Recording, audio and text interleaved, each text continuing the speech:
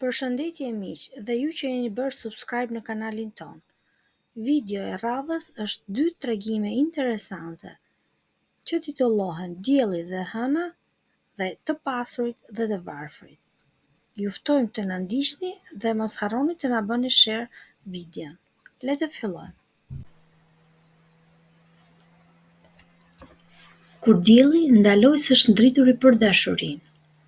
Në kohët e hershme, kur universi ishte ende një fëmijë, Dielli dhe Hëna nuk ishin thjesht dritë, ata ishin qenie të gjalla, me zemra që rrinin njësoj si të njerëzve. Ato nuk ishin krijuar për të qenë çift, ishin të kundërt, të largët, të ndryshëm. Por një ditë, kur universi po shfaqte simfoninë e tij të parë, Dielli pa Hënën përmes një velloje mjergulle dhe ndaloi. Drita e tij u zbeh për një sekond, sepse e bukura që pa e bëri të harroj dhe detyrën e tij të ndriçonte botën. Hëna nuk e pa menjëherë. Ajo ecste në eshtje përmes neteve, gjithmonë në kërkim të diçkaje që nuk e njihte ende. Po kur ajo e ndjeu për herë të parë rrezet e diellit të preknin horizontin e saj, diçka ndryshoi. Ajo ndjeu nxehtësi përtej trupit, ndjeu shpirtin të zgjerohej. Por universi është i rrept, ai ka rregullat e tij. Dielli nuk mund të linte detyrën e tij. Hëna nuk mund të dilte ditën. Dhe kështu ata jetuan një dashuri që kurrë nuk ndodhi plotësisht, një dashuri që jeton në pritje. Vetëm disa herë në shekuj, kur yjet rreshtohen në heshtje dhe qielli merr frymë me ngadalë, Dielli dhe Hëna lejohen të takohen. Një takim i rrallë, një përqafim qiellor, një eklips. Në ato pak çaste, gjithçka hesht. Zemrat e botës ndalojnë, sepse dashuria e vërtetë, ajo që nuk ndodh çdo ditë, por që pret me shekuj për një moment të vetëm, është dashuri që i bën dhe perëndit të lëtojnë.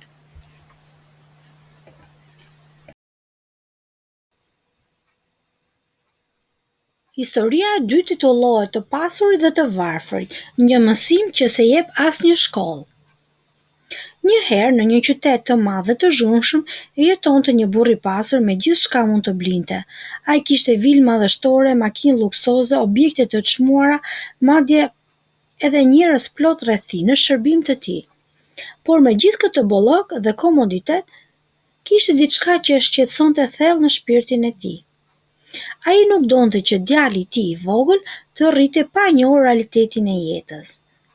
Pa e ditur se çdo të thotë të jetë mirënjohës, i lidhur me tokën, me njerëzit dhe me vlerat e thjeshta. Kështu, një ditë ai vendosi të merrte djalin në një udhëtim. Jo në për resorte, as në hotele me pesye, por në një fermë të thjeshtë të largët ku jetonin fshatarët në mënyrë modeste.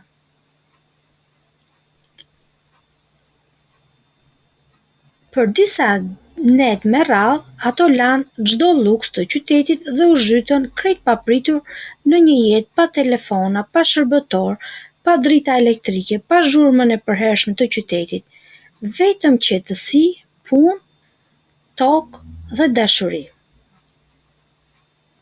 Një mëngjes zgjoheshin me këngën e gjelave. Ushqimi nuk vinte nga supermarketi, por nga kopshti.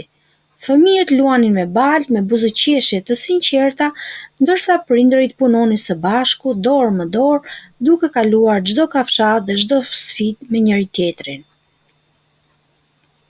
Mbas disa ditësh, ato u kthyen në qytet.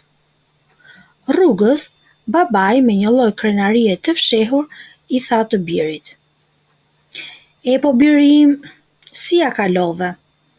A kuptove tani ç'do të thotë të jesh i varfër?" Djali e shikoi me një buzëqeshje të thellë, si ajo që lind nga një kuptim i madh që s'ka nevojë për shumë fjalë, dhe tha: "Po babi, më pëlqeu shumë dhe mësova shumë." Po çfarë mësove?" I tha babai, duke pritur që djali të pohonte se sa e mirë ishte jeta që kishin në qytet, krahasuar me jetën e thjeshtë të fshatit.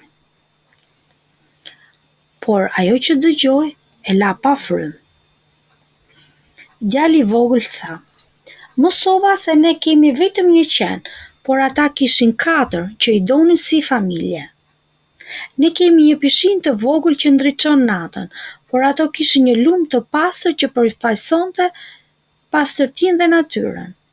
Ne kemi drita elektrike që ndizen me një klik, por ato kishin qiellin plot yje mbi kokat e tyre, yje që nuk fiken kurrë. Ne kemi një balkon që shen nga rruga, por ata kanë fushat e pafundme që të lënë pa frymë. Ne kemi garde për të ruajtur privatësinë, por ato kanë fqinj që i hapin derën pa trokitur me zemër të hapur njëri tjetrit. Ne kemi ushqime të paketuara, por ata kishin bukë që vinte nga dora e tyre dhe shija e përbashkët e punës. Ne kemi gjithçka që duam, por shpesh nuk kemi kohë për njëri tjetrin. Ata nuk kanë shumë, nuk ndajnë çdo gjë. Ne jetojmë në një shtëpi të madhe, por ndonjëherë jemi më të vetmuar se kurrë. Ata jetojnë në shtëpi të vogël, por zemrat e tyre janë të mëdha."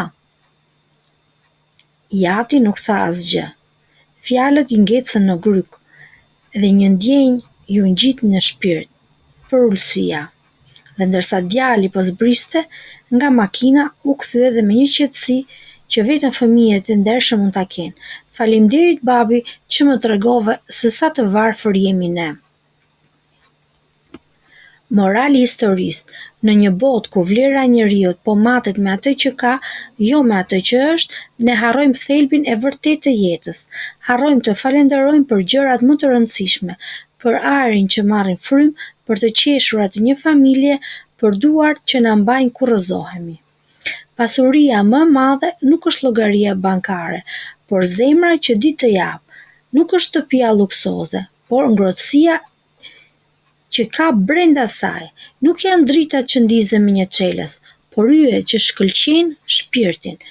Fëmijët shohin me zemër dhe ndonjëherë mësimet më të thella nuk i japim ne atyre, por ata na japin ne në mënyrën më të thjeshtë dhe më të sinqertë. Mos harro kurrë, jeta nuk është ajo që zotëron, por ajo që ndan. Pasuria e vërtetë është të duash, të jetosh thjesht dhe të jesh mirënjohës çdo ditë.